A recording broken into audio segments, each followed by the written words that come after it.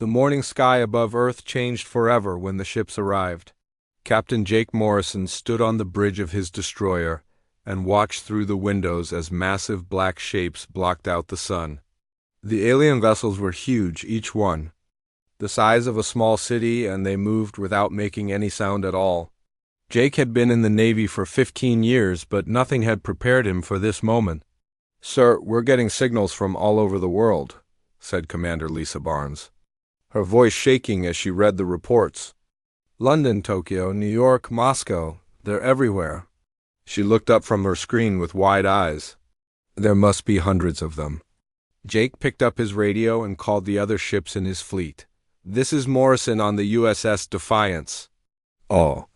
"Ships prepare for possible hostile contact." His hands were steady, but his heart was beating fast. Lieutenant Colonel Ryan Tucker's voice came back through the radio from the nearby cruiser. "Copy that, Jake. My boys are ready for whatever comes next." The aliens made the first move just as the sun reached its highest point in the sky. Bright blue beams shot down from the black ships like lightning from a storm cloud. The beams hit military bases first, then government buildings, then anything that looked important. Each beam lasted only a few seconds, but when it was gone, there was nothing left but a hole in the ground where buildings used to be. "All ships attack now," Jake shouted into his radio. The human fleet moved forward, firing every weapon they had at the closest alien ship. Their missiles and bullets hit the dark hull but bounced off like raindrops hitting a window. The alien ship did not even slow down. Then the aliens fired back. A single blue beam cut through Jake's destroyer like a hot knife through butter. The ship split in half and began to sink into the ocean. Jake grabbed Lisa's hand and pulled her toward the lifeboats as water rushed in around them. "We have to get out of here," he yelled over the sound of breaking metal and rushing water. They jumped into the ocean just as their ship went under. From the water, they watched as the rest of the human fleet was destroyed in minutes. Ryan Tucker's cruiser lasted longer than the others, but even it was no match for the alien weapons. Jake saw the ship explode in a ball of fire before Ryan's voice cut off completely. On land, things were even worse. The aliens had landed in every major city around the world. They were tall and thin, with skin that looked like crystal and eyes that glowed blue in their long faces. They moved like they were floating instead of walking, and they carried weapons that shot the same blue energy as their ship's dot in Chicago. Sergeant Amy Rodriguez led her squad through the ruins of what used to be downtown. The aliens had destroyed most of the buildings, but her soldiers were still fighting. They hid behind broken cars and fallen walls, shooting at the crystal beings whenever they saw them. Amy knew they could not win, but she would not give up.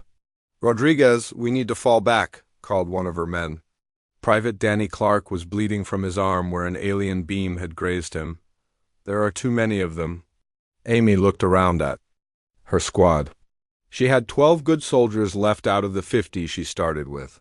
They were tired, scared, and running out of bullets, but they were still fighting. "No," she said firmly. "We hold this position. This is our city, and these things are not taking it without a fight." The alien commander Zareth walked through the human city with his soldiers. He had conquered many worlds before Earth, but this felt different. On other planets, the native people either surrendered quickly or fought in organized battles that were easy to predict and defeat. But these humans were different. They fought like wild animals, attacking from everywhere and nowhere at the same time. Zareth watched as one of his soldiers was killed by a human who jumped out from behind a pile of rubble.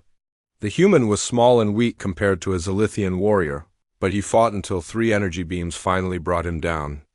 Even then, the human kept trying to crawl toward Zareth's position until he stopped moving completely. "Commander," said one of Zareth's officers, "the humans are not behaving like other species we have conquered." They refuse to surrender even.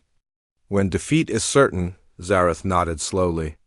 In space, Admiral Vexstar was reporting the same thing to the Zilithian High Council. The human fleet had been destroyed easily enough, but the planet's population was not accepting defeat. Every time they killed one human, 2 more seemed to take his place. Every building they destroyed became a hiding place for more fighters. As the sun set on the first day of invasion, fires burned in every human city. The aliens controlled the skies and most of the important buildings, but something was wrong. They had expected the humans to surrender by now, just like every other species had done. Instead, the fighting was getting worse. 3 months had passed since the aliens first arrived, and the world looked completely different now. The Zilithians had built their command centers in the ruins of human cities and started taking everything they wanted from the planet. They thought they had won the war because they controlled all the important places, and most humans seemed to have disappeared, but the humans had not disappeared at all. They had simply learned to hide and fight in ways the aliens did not expect. Dr. Kevin Hayes worked day and night in a secret laboratory hidden deep inside the Rocky Mountains. The government had built this place years ago in case of nuclear war, and now it served a different purpose. Kevin studied every piece of alien technology his people could bring him, trying to understand how it worked. "Patricia, look at this." Kevin called to engineer Patricia Cole, who was working on the other side of the lab. He held up a piece of crystal that had come from a destroyed alien weapon. "Their technology is based on some kind of mental connection. They think at their machines, and the machines respond." Patricia walked over and examined the crystal under a bright light. "That would explain why they move so strangely," she said. "They're not just walking around, they're connected to everything around them." She set the crystal down carefully. "But Kevin, how does that help us fight them?" Before Kevin could answer, former NASA scientist Ben Carter rushed into the room, carrying a thick folder full of papers. "I've been studying the brain scans we took of captured aliens," he said excitedly. "Their minds work completely differently than ours.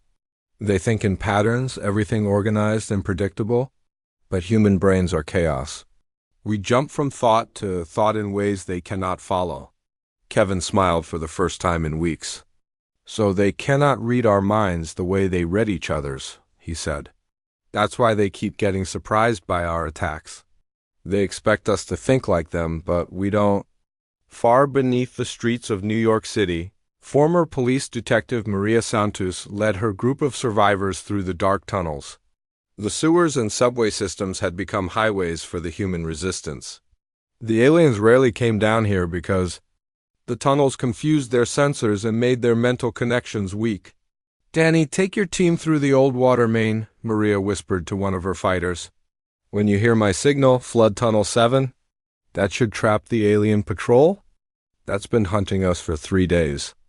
Danny Clark nodded and disappeared into the darkness with 5 other people. Maria had learned that the aliens were excellent fighters in open spaces where they could see everything and coordinate with each other. But underground in the maze of tunnels, they became confused and slow. Their crystal skin did not protect them from falling concrete. When the humans collapsed tunnels on top of them, the plan worked perfectly. Maria's team attacked the alien patrol from 3 different directions while Danny's group flooded their escape route. The Zilithian soldiers tried to use their mental connection to call for help, but the thick earth above them blocked their signals. When it was over, 6 alien soldiers were dead and the humans had captured enough weapons and equipment to arm 50 more fighters. In Montana, rancher Tom Bradley rode his horse across the hills he had known since childhood. The aliens had taken over the towns, but they did not understand the countryside. Tom's group of farmers and hunters used this against them every day. They would appear out of nowhere, attack alien supply convoys, and then vanish back into the wilderness before help could arrive. "There," Tom pointed to a dust cloud moving along the valley road below them. 3 alien vehicles heading north, probably carrying supplies to their base in Billings. He looked at the 20 men riding with him. These were not soldiers, just ordinary people who had decided to fight for their land. "Jim, take half the men and circle around to the North Pass. We'll hit them from both sides." The attack lasted less than 10 minutes. The aliens never saw the humans coming until bullets started hitting their vehicles from the hills above. When they tried to get out and fight back, more humans attacked from behind. The convoy was destroyed and its supplies were taken to hidden caves where the resistance stored everything they captured. But the psychological effect was more important than the supplies. Every time the aliens lost a patrol or a convoy, they became more nervous and afraid. Zareth noticed that his soldiers jumped at shadows and shot at things that were not there. They had conquered dozens of worlds, but they had never faced an enemy that fought this way. "The humans are like ghosts," one of his officers reported after another failed patrol. "They appear, attack, and vanish before we can respond. Our soldiers are beginning to fear going outside the main bases." Zareth studied the reports from around the planet. The same thing was happening everywhere. In Europe, humans had learned to use the old castle tunnels and church crypts as hiding places. In Asia, they disappeared into the mountains and jungles like they had become part of the landscape itself. In Australia, they used the vast empty spaces to their advantage, striking fast and then disappearing into the desert. Admiral Vexstar was getting similar reports from his position in orbit. The human resistance was not decreasing as it should have been. Instead, it seemed to be growing stronger every day. More importantly, news of the situation on Earth was spreading to other worlds in the Zilithian Empire. Some of the conquered species were asking questions about why it was taking so long to control one small planet. "Admiral," his communications officer reported, "we're receiving messages from the outer colonies. 3 different species are asking about the Earth situation. They want to know why we have not completed the conquest yet." Vexstar's crystalline face darkened. The Zilithian Empire's power came from being seen as unstoppable. If other species began to think that humans could resist them successfully, it might give those species ideas about resisting too. "Send more ships to Earth," he ordered. "Whatever it takes, we must end this resistance quickly." But down on Earth, the resistance was not planning to end anytime soon.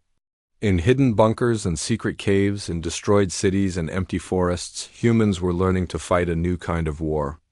They were turning their weaknesses into strengths and their chaos into a weapon. The war was getting uglier every day, and both sides were changing because of it. Admiral Vexstar had ordered his forces to be more aggressive with the human population, thinking that fear would finally make them surrender. Instead, every harsh action seemed to make the humans fight harder and with more anger than before. In Detroit, factory worker Chris Murphy had watched the aliens destroy his neighborhood and kill his neighbors. Now he worked with a team of engineers and mechanics to turn the abandoned auto plants into weapons factories. They used salvaged alien technology combined with human machinery to build bombs and traps that the Zilithians could not detect until it was too late. "The power plant on the east side is their main source of energy for this whole region," Chris told his team as they gathered around a map of the city. "If we can take it out, we'll shut down their communications and weapon systems for at least 6 hours. He pointed to the building with a dirty finger. "That's enough time for Maria's people in New York to hit their command center there." The plan was dangerous and probably would not work, but Chris and his team did not care about the odds anymore. They had learned to build their bombs from alien energy cells and human explosives. The combination was unstable and deadly, which made it perfect for their needs. Chris carried 20 pounds of the explosive mixture on his back as his team moved through the ruins toward the alien facility. The attack succeeded beyond their wildest hopes. The explosion not only destroyed the power plant, but also triggered a chain reaction that knocked out alien systems across 3 states. Chris died in the blast along with half his team, but the damage they caused helped coordinate resistance. Attacks all over the Midwest. Dr. Kevin Hayes had been studying the captured aliens for months and was beginning to understand something important about them. The Zilithians were not just physically different from humans, their entire way of thinking was alien. They had evolved as a collective species where every individual was connected to every other individual through their crystal-based biology. "Ben, look at these brain scans," Kevin said as he showed his research to Ben Carter. "When we test the alien prisoners, their brain patterns become chaotic and unpredictable. They're not used to being isolated from their mental network." He pulled up another screen showing human brain patterns. "The humans are naturally chaotic. Our brains are built to handle stress and confusion." Ben studied the data carefully. So, when we fight them, we're forcing them to think like us, he said slowly. And they're not good at it. Kevin nodded. Exactly. Every time we surprise them or do something they don't expect, it damages their ability to function as a group. They're becoming more like individual fighters instead of a coordinated army. This discovery was already showing results in the field. Captain Nicole Foster had taken command of a resistance cell in Los Angeles after the previous leader was killed in an alien attack. She was young and had never been in the military, but she understood something that more experienced commanders missed. The aliens could be confused and frightened just like anyone else. Nicole's greatest success came when she led a raid on an alien transport ship that had landed in the ruins of Lax Airport. Instead of just destroying the ship like other resistance groups might have done, she studied it for weeks to understand how it worked. Then she and her team killed the crew and took the ship for themselves. It responds to mental commands, but in a very basic way, she explained to her team as they learned to pilot the captured vessel. Think simple thoughts like, go forward, or fire weapons, and the ship will obey. Don't try to be clever or the systems will get confused. Within 2 weeks, Nicole's team was using the alien ship to attack other Zilithian positions. The psychological impact on the alien forces was enormous. They had never faced an enemy that could turn their own technology against them so quickly. Commander Zareth received reports of human fighters using captured alien vehicles and weapons. But he could barely believe what he was hearing. How are they learning to use our technology so fast? Zareth asked his science officer. Other species we have conquered needed years to understand even basic Zilithian tools. The science officer's crystal face showed confusion and worry. Commander, human brains seem to be extremely adaptable. They learn by trial and error instead of following proper procedures. It should not work, but somehow it does. This adaptability was showing up everywhere the humans fought. In Alaska, a group of Inuit hunters had learned to jam alien sensors by reflecting their signals off ice formations.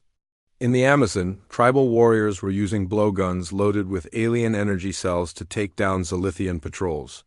In the Sahara Desert, nomads had figured out how to override alien vehicle controls and were stealing entire convoys, but the most disturbing thing for the Zilithians was what the constant fighting was doing to human behavior.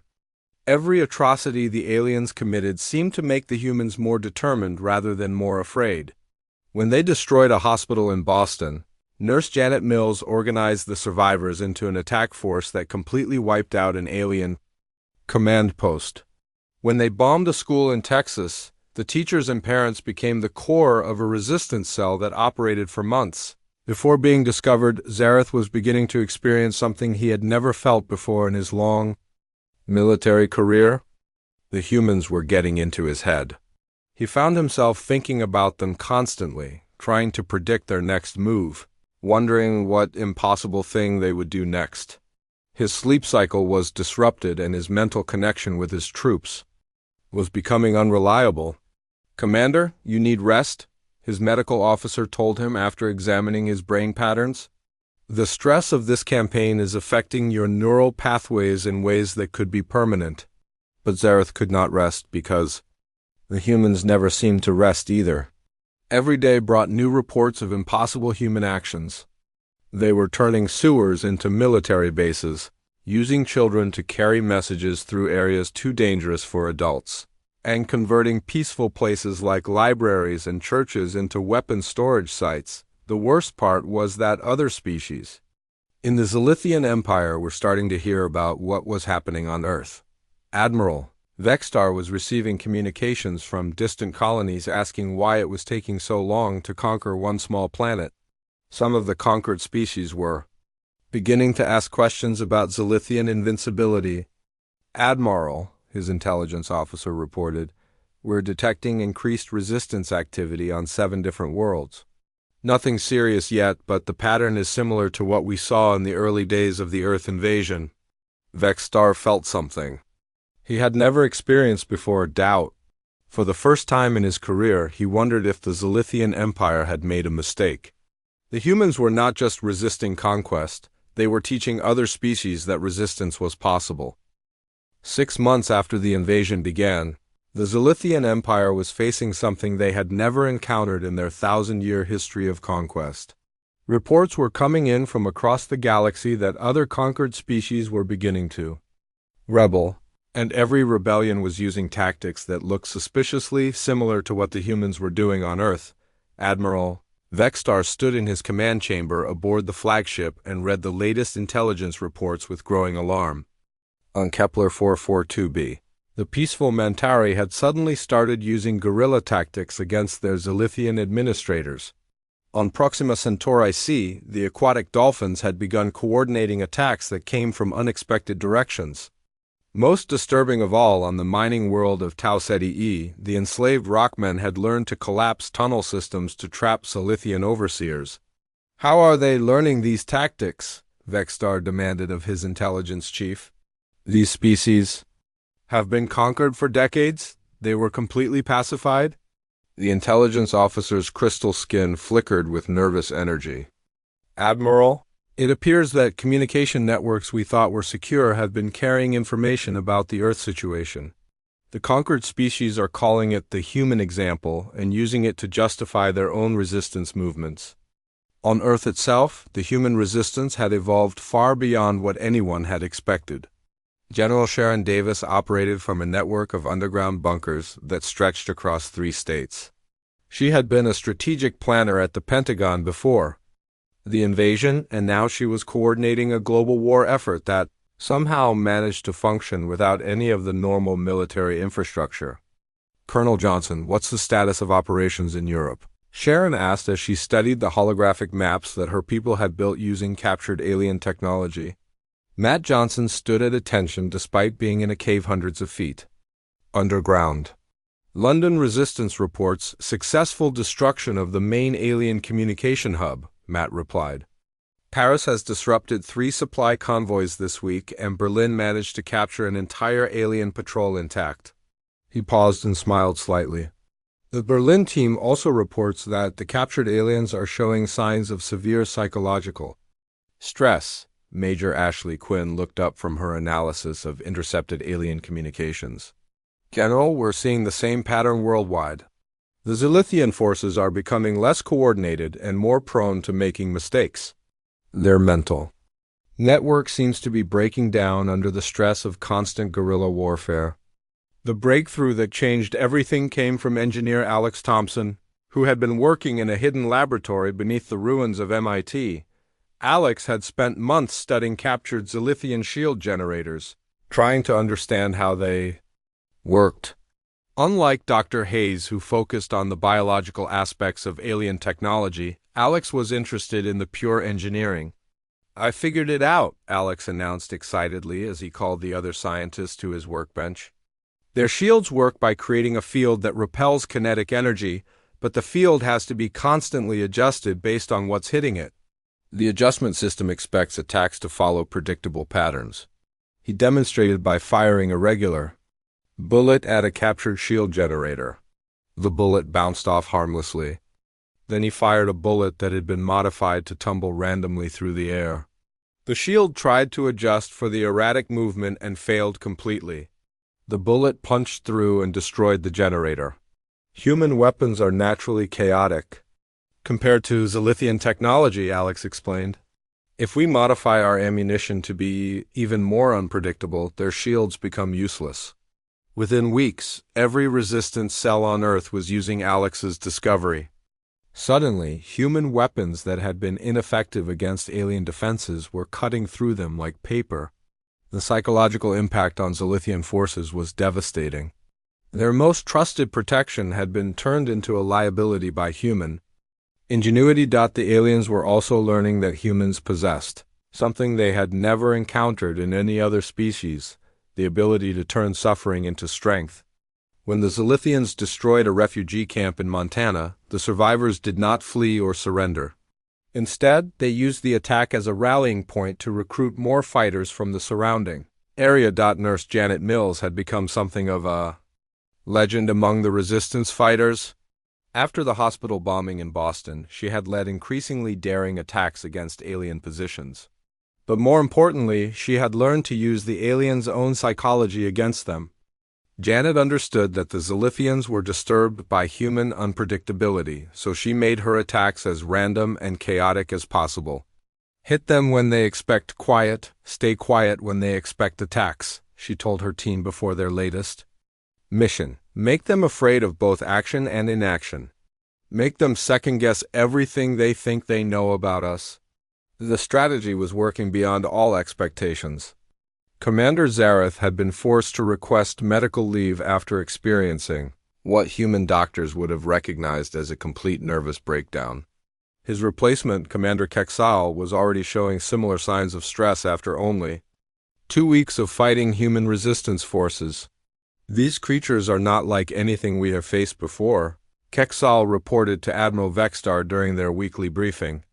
They do not follow any logical pattern of behavior. When we increase pressure, they become more aggressive instead of more compliant. When we offer them terms of surrender, they laugh and attack us harder.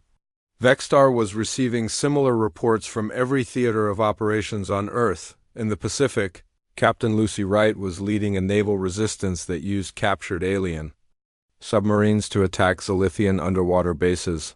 In South America, teams led by local military officers like Hans Müller were turning the Amazon rainforest into a nightmare for alien patrols. Every continent had become a maze of human resistance. That seemed to grow stronger with each passing day, but the most alarming development was happening in space itself. The USS Liberation, humanity's first captured and converted Zilithian battleship, had successfully attacked and destroyed 3 alien vessels in orbit.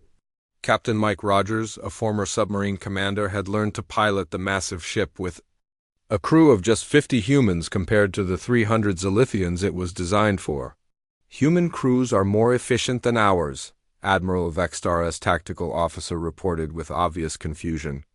They require less coordination and can adapt to new situations faster than our people can process them. The Zilithian High Council was growing increasingly concerned about the situation. What had started as a simple conquest of a primitive world had turned into a galactic crisis that threatened the stability of their entire empire. For the first time in their history, they were facing the possibility that they might have to abandon a conquest or risk losing control of everything they had built. As reports continued to pour in from across the galaxy about spreading rebellions. Inspired by human resistance, one thing became clear to everyone involved in the war. The humans had not just been fighting for their own survival, they had been teaching the entire galaxy that the Zilithian Empire could be beaten. 1 year after the invasion began, the Zilithian Empire was experiencing something that historians would later call the Great Unraveling. 23 different worlds that had been peacefully conquered for decades were now in open rebellion, and every single one of them was using tactics inspired by the human resistance on Earth. The situation had become so severe that Admiral Vextar was forced to split his forces across multiple star systems just to maintain basic control. Half of his fleet was no longer on Earth but was instead fighting desperate battles against species that had been docile slaves just months earlier. The Mentari were using hit-and-run tactics in their crystal caves. The Dolphins were coordinating underwater attacks that came from impossible angles, and the Rockmen had turned their mining tunnels into death traps for Zilithian occupation forces. "Admiral, we cannot continue fighting on so many fronts," his chief strategist warned during an emergency council meeting. "Our forces are stretched beyond their operational limits, and morale among the troops is at the lowest point in recorded history." Vextar studied the tactical displays that showed red warning lights on dozens of star systems across the galaxy. "What is the current status of the Earth operation?" he asked, though he already knew the answer would not be good. "Sir, Commander Shexal reports that human resistance has actually increased since we began the crackdown protocols," the strategist replied. "They estimate that there are now more active resistance fighters on Earth than there were 6 months ago. On Earth, the transformation of the human resistance was remarkable to observe." President-in-exile Robert Kane operated from a mobile command center that moved constantly through the underground tunnel networks that connected major cities. The shadow government he led included representatives from every continent and somehow managed to coordinate global strategy despite having no fixed location or traditional communication systems.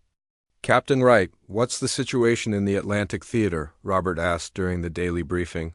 Lucy Wright had become the de facto commander of all naval resistance operations after successfully capturing and converting 3 more alien submarines. "We've established complete control of the underwater approaches to the European coast," Lucy reported with satisfaction. "The aliens can no longer move supplies by sea without our permission. Their surface fleet has been reduced to convoy operations with heavy escorts, which makes them predictable targets." Hans Mueller, who had taken charge of South American operations, added his own report. "The Amazon network is now fully operational across 6 countries. We can move people and supplies from Colombia to Brazil without the aliens even knowing. We exist. More importantly, we've made contact with resistance cells in Africa and Asia who want to copy our tunnel systems." The technical achievements of the human resistance were even more impressive than their military successes. Dr. Kevin Hayes had established a network of hidden research facilities that were producing weapons and equipment the aliens had never seen before. Working with captured technology and human ingenuity, his teams were creating hybrid devices that combined the best features of both civilizations. "Elena, show them the new communication system," Kevin said to Dr. Elena Kozlov, the Russian physicist, who had joined his team 3 months earlier.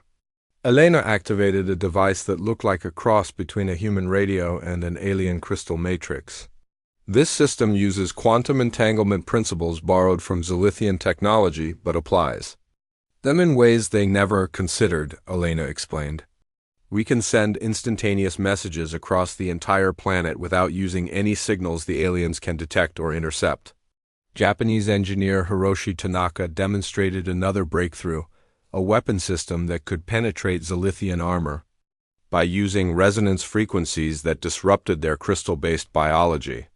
The aliens evolved to be resistant to energy weapons and kinetic weapons, but they never developed defenses against sonic attacks because their homeworld has no natural predators that use sound as a weapon.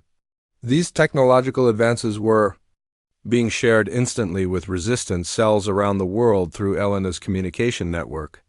For the first time since the invasion began, humans were not just fighting with captured alien equipment, but were actually producing superior technology of their own design. The psychological warfare had reached a level that was devastating to Zilithian morale.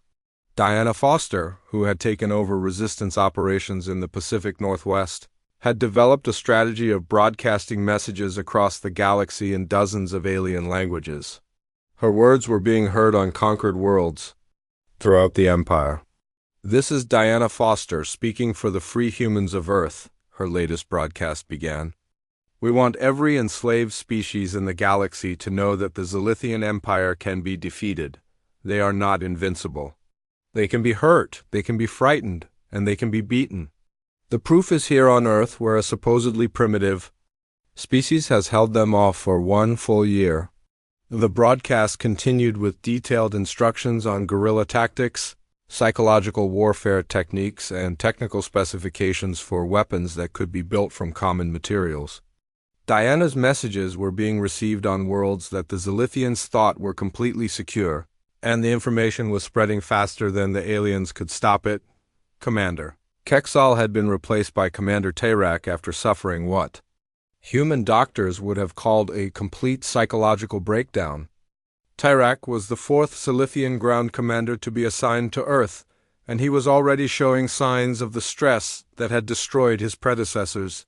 "The humans have turned this entire planet into a weapon pointed at us," Tayrak reported to Admiral Vexstar during their weekly conference. "Every building could hide fighters, every tunnel could be a trap, every civilian could be a spy or saboteur.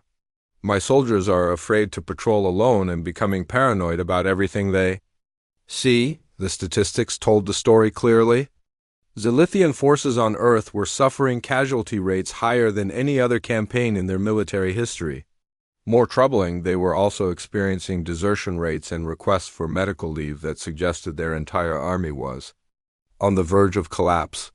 Some Zilithian soldiers had been found in catatonic states, completely unable to function after months of fighting an enemy that refused to behave in any predictable way.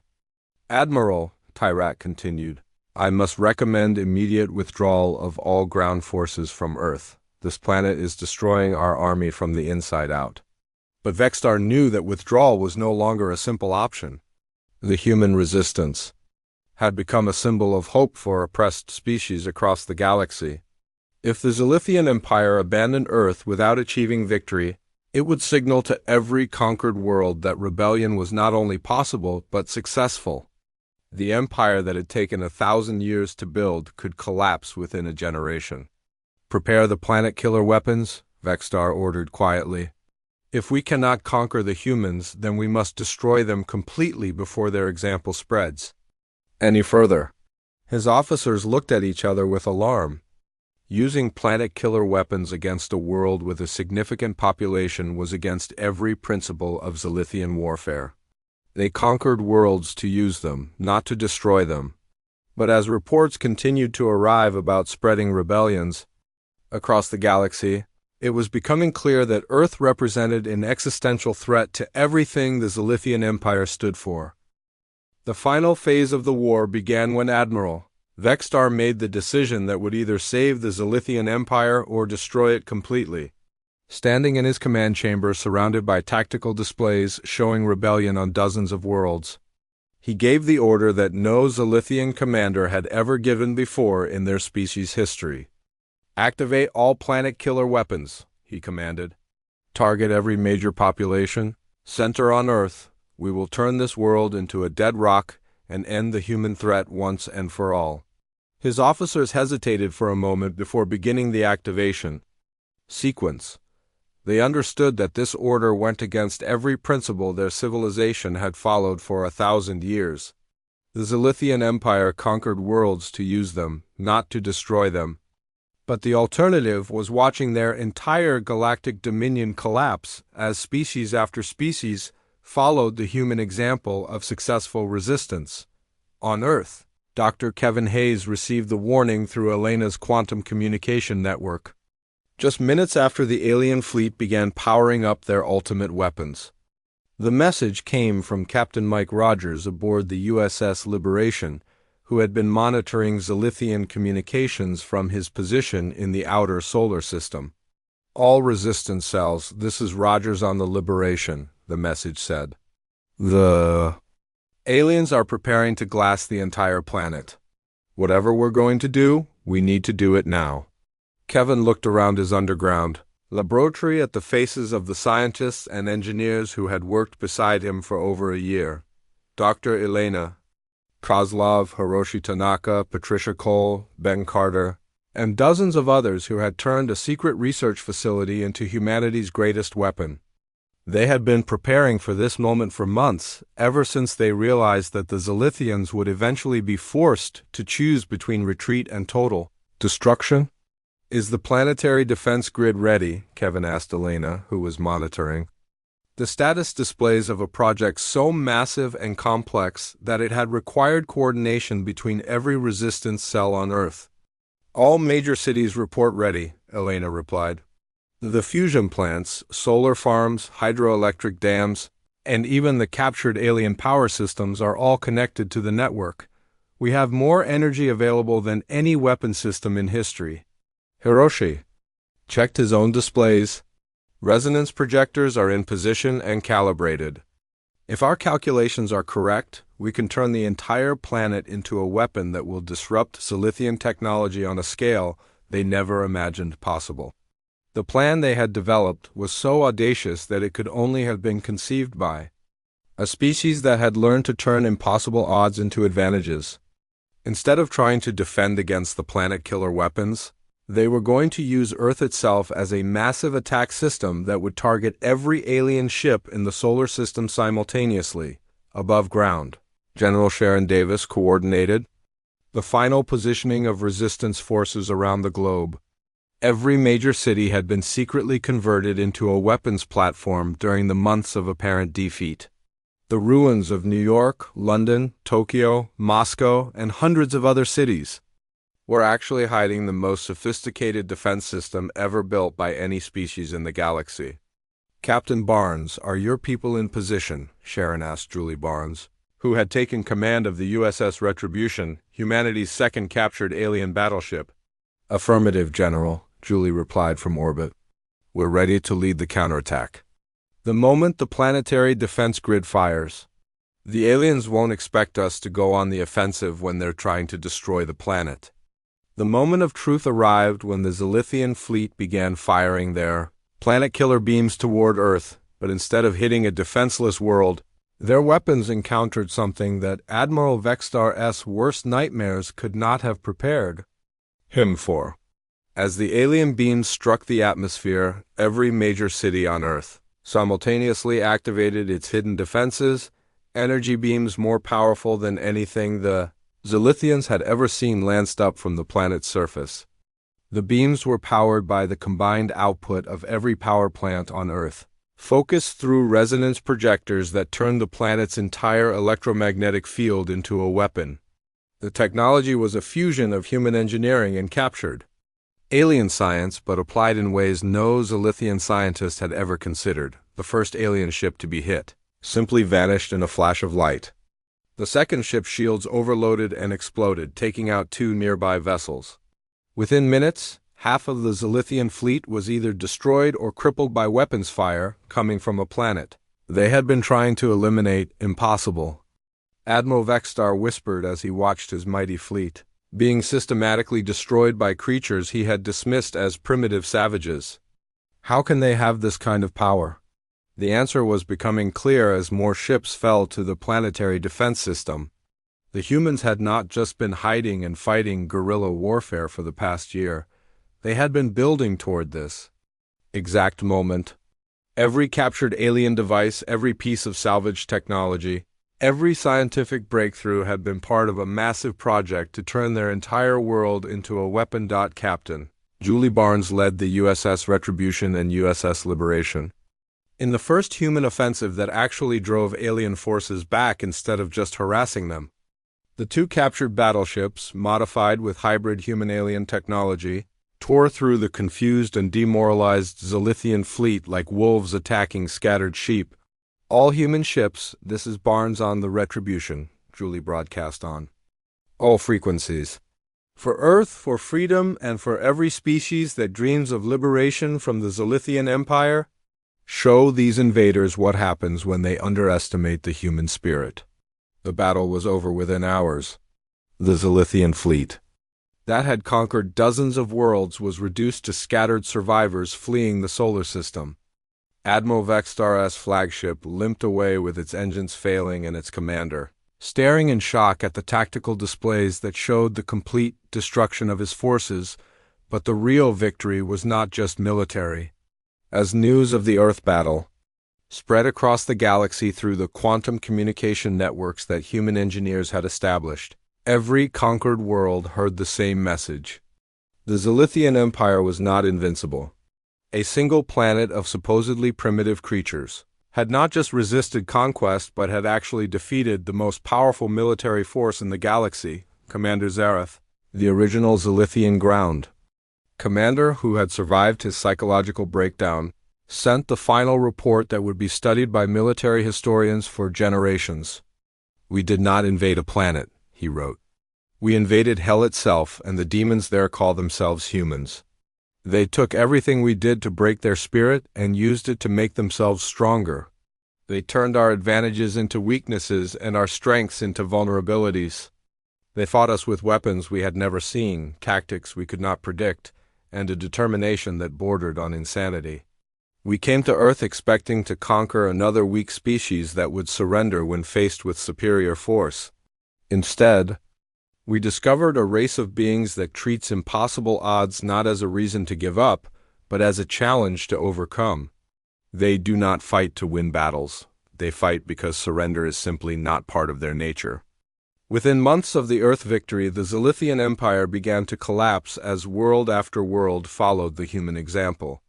The species that had ruled the galaxy for a millennium learned too late that there are some forces in the universe that cannot be conquered, only awakened.